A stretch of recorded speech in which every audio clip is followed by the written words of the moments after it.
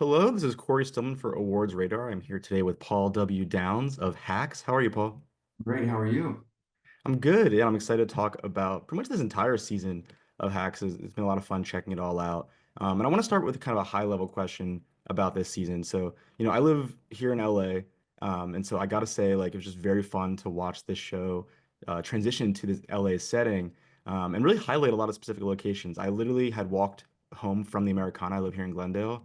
When I first checked out episode 2 and Ava sets up at the Americana. So it was a really bizarre moment. I'm curious if you just in general could talk to us about some of the creative considerations that went into shifting the show to LA and some of the different locales you wanted to highlight. Yeah, I mean, we have shot in LA since season one, even though it has been set in Las Vegas. We only do like a week or so of shooting in Vegas each season. I mean, sometimes I think season two we didn't even go to Vegas, but it was exciting for us to set the show in Los Angeles, both because this season is about making television. We're making Deborah's late night show.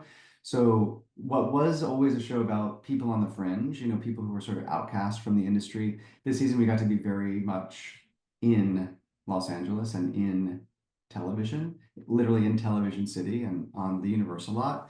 And so, this season we got to shoot Los Angeles as Los Angeles, and we wanted to highlight a lot of places that are near and dear to us, the Americana being one of them. It's like seems kind of like a dream to live at the Americana. I've always been like, who is living up there? And also, it was weirdly apropos to have Ava kind of live in a cheesecake factory, since that's a callback to what she says to Deborah in the pilot. But also, we got to shoot in sort of these like studio lots, both Universal's back lot and also Television City, which you may know is under threat of being turned into another Americana by Rick Caruso. I think. But it's like a part of television history. We actually shot with Carol Burnett right outside of the stages that shot the Carol Burnett show. So it was really like such an incredible thing to be able to put a peek behind the curtain on film for people. Absolutely. And that kind of leads me nicely to my next question because I did feel, Hacks has always done a great job, I think, of navigating both like the comedy and having a bit more of like a social impact lens. But I did feel like this season really kind of, took on the mantle of dealing with some issues facing the entertainment industry and facing California. Like I think in episode 9 is a really interesting moment that's kind of quick, but Jimmy talks about Gavin Newsom and some of these tax credits and the difficulties of shooting in LA and how some of that is leaving. So was that something? It sounds like that was something that was like, kind of consciously on your mind. And how much of the season was for you maybe about tackling some of those larger issues facing the entertainment industry at large?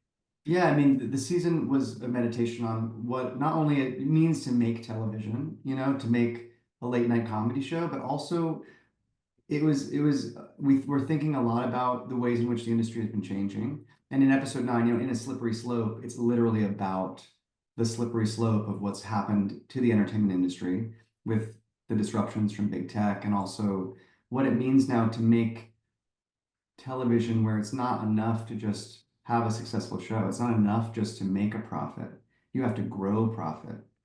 And so, in doing that, as part of now publicly traded conglomerates, which so many media companies are, it's really changed what the industry is. So, we really, it was very intentional that we dealt with that. And like I said, this has been a show that's been shot in Los Angeles with a Los Angeles-based crew since season one. That sometimes is a little bit hidden by the fact that we play it as Las Vegas, but we were not only able to showcase Los Angeles, but actually talk about just that, which is it's so important to shoot shows in Los Angeles. And, this is not the first time I've said it, but people say to me all the time, like, oh, you're so lucky to shoot in LA. And I'm like, that's crazy to be lucky to shoot in the place where people come to make their dreams happen, because this is where film and television is made. And it seems really, it's really a shame that more isn't shot here and that we were lucky enough to be allowed to do it. Now, we did have to say we wanted to do that. That was one of the things that Jen, Lucia, and myself were all pretty adamant that we shoot here, but also Jean Smart, I think probably wouldn't have done the role if it shot in a different city or a different country.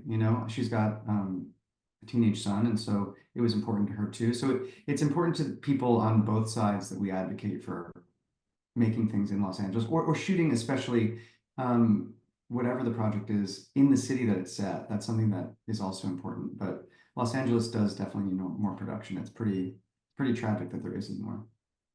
Absolutely, yeah. And as yeah, as someone who, like I said, moved to LA, also in the entertainment industry, that those themes really interest me, and it's part of why I love this season, love this show in general. But I am curious, like, there's this kind of this wave right now, like, Apple TV has The Studio, which is a show that, like, the fact that both shows reference the podcast The Town this season, I thought was like almost bizarre, in I terms of know. just like making those specific kind of inside baseball references. And so I'm curious for you, like, because Hacks has obviously been such a hit with mainstream audiences as well, for people who probably never even been to LA, maybe don't even have a particular relationship with the entertainment industry. When you're writing jokes, when you're writing larger plot lines, how do you feel like you're navigating your different audiences, and ensuring that you're welcoming everyone to the table? That's a great question. Yeah, I mean, it's interesting because this is definitely we are really exploring. It's a character study of this comedian Deborah Vance, and so we're exploring her world and her ecosystem. And in the beginning, it's in Vegas, right? So it's very weirdly outside the entertainment industry looking in. And again, this season is much more clearly centered here in Los Angeles and in the making of television. But I think for us, well, especially what we deal with this season. And what I think Deborah talks a lot about in A Slippery Slope in that ninth episode, in her big monologue, she talks about, again, the ways in which the industry is changing and how corporate greed is changing the industry. And I think that's someone that anybody can relate to, no matter what the industry is, so many industries are disrupted by big tech. So many people struggle to make a living wage. So many people have to have their own carpool karaoke, right? They have to have a second job to make ends meet. So hopefully, whether you're in entertainment or not, you recognize the changes in our country and what it means to be living in late stage capitalism and how hard that is.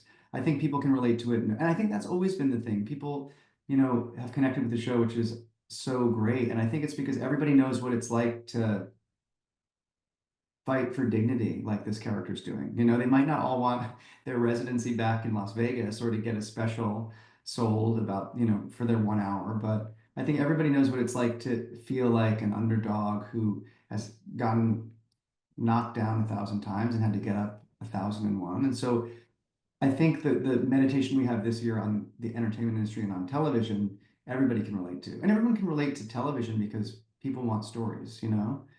I think we've always wanted stories since the beginning of language. It's been such an important thing in culture. And so I think it's something that's both fascinating to those of us who are in it, like you said, but also to people who appreciate it and watch it and are interested in how it's made. And, I think that's the thing about this show that people relating to it is exciting to me because it means they're empathizing not just with people in the industry, but also with female characters, two women. We hear all the time like, oh, this is the only show I watch with my husband. It's something we both like. And it's like, that's so great that people watch with a different generation, their mom or dad or their husband or wife, or, it's something that people can share, which is like kind of the point of the show is these two people with very opposing viewpoints finding common ground. Absolutely, yeah. Yeah, and I think the season, obviously, when Deborah and Ava get to go on tour, I think captures a lot of what you're saying too, where you're actively highlighting all these locales across the country where these issues are still being discussed, where a lot of these dilemmas and reconciliations still have to occur. And so speaking of reconciliation, I have a question about episode 6 of this season, actually, because that's kind of the first moment where we get a little bit of breathing room around, Ava and Deborah this season. We finally kind of do get a little bit of that reconciliation, which, the basic structure of a hack season will often include a moment like that, right? But this one felt especially cathartic, I found, just Yeah. because I think things felt like really tense, obviously based on the way Yeah. this season was set up, the way that the previous season ended. I'm curious if you just talk to us a little bit about how you like identify the pressure points where that reconciliation should happen in a given season and kind of what made that the right moment here in season 4.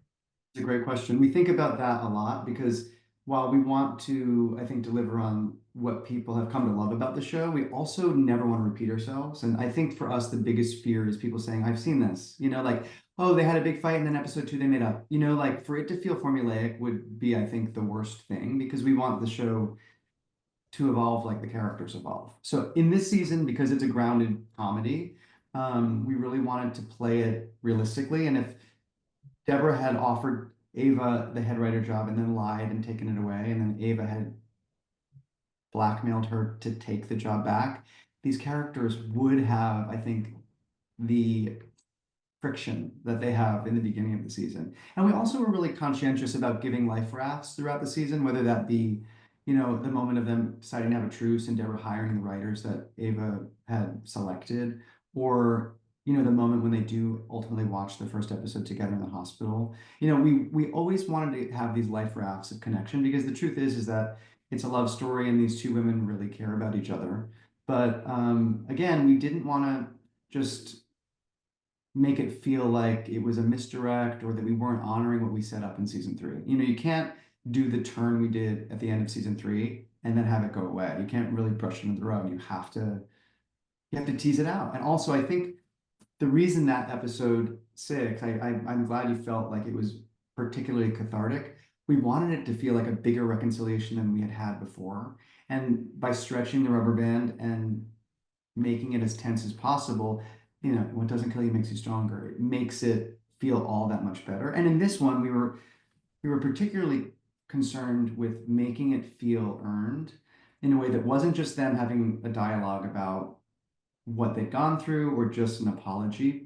It's one thing to say it, but we wanted to show and not tell. And so Deborah literally throws herself into the ocean to try and save who she thinks is Ava, and for someone who's 70 to dive into the ocean at night in the winter in Los Angeles, it is frigid. So it's like, we got to actually show sort of like an act of service, an act of love on Deborah's part, which I think was one of the ways in which we were able to open Ava up to the reconciliation because, she says, like, this is a cycle, and I don't want you to say that because you always let me down. But in this instance, she'd done a little bit more than just say she wasn't going to let her down.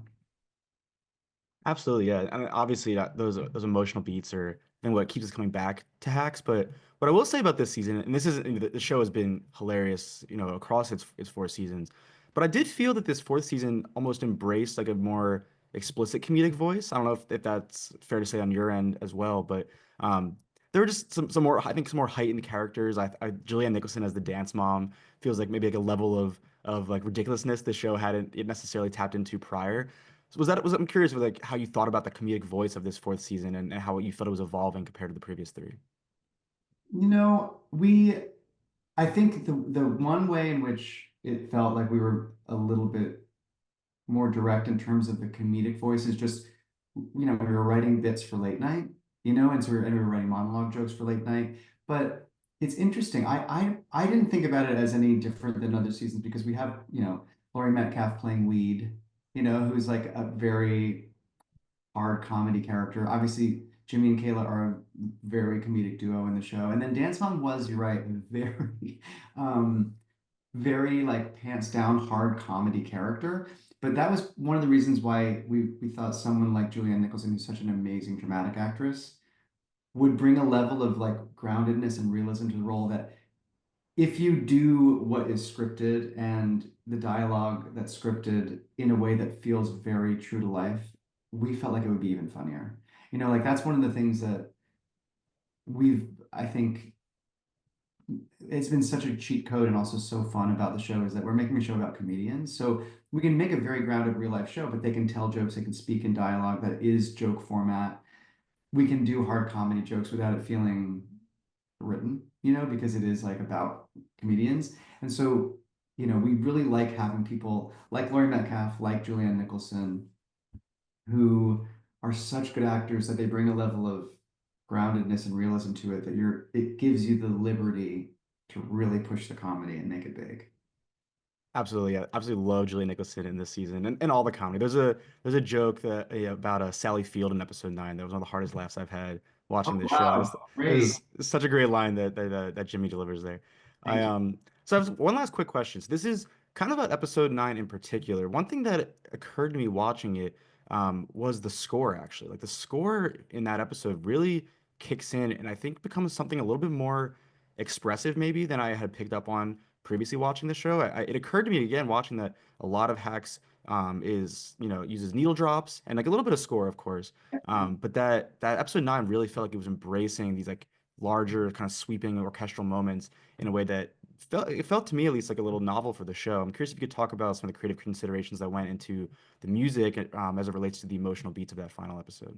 Yeah, I mean, episode nine is one of the most pivotal episodes in the series, and in episodes like Slippery Slope, we usually do use score more so than in other episodes, which have a lot of needle drops. Um, Carlos Rafael Rivera and David Stahl, who are our composers, are so good at those emotional moments, and you will see them throughout the show. I mean, there's a sequence where Deborah's alone in her house, in the pilot where she's taking her wig off and she's eating with who you think might be her husband, but it's her dogs and it's just her. And there's like score in that moment. There's score when she's putting away the pepper shaker when Ava gets it for her in the second episode. When Deborah shows up at Ava's father's funeral, there's a beautiful score in that moment. Like we do use score throughout the show, but I think you're right. It's oftentimes underscore. It's something that's a little bit more subliminal. And they're very good at the subtlety of the music that never feels pushing. But then in something like episode nine in A Slippery Slope, when she has this call to action, she has this really big monologue. The score is more present, and it is like those moments, and it does reprise the theme, the Deborah theme. Another time you hear it is when Ava's watching the pilot for the monologue when she's digitizing all of the pilot for her late night show from the 70s, and Deborah's fishing alone at night. And so it was kind of like a reconstruction of that theme for that big monologue that Deborah has. And you hear the theme, particularly, it cuts out right before she says the dream changed, and so did I. And it's so effective for me. Um, and yeah, I kudos to Carlos and David for their work because it's so good, and it's because it is our show is a show that again is a comedy, and we're we make the show to make people laugh. The emotional beats are really helped a lot by the score.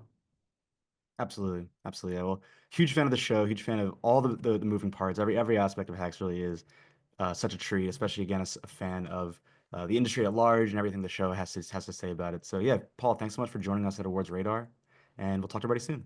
Right.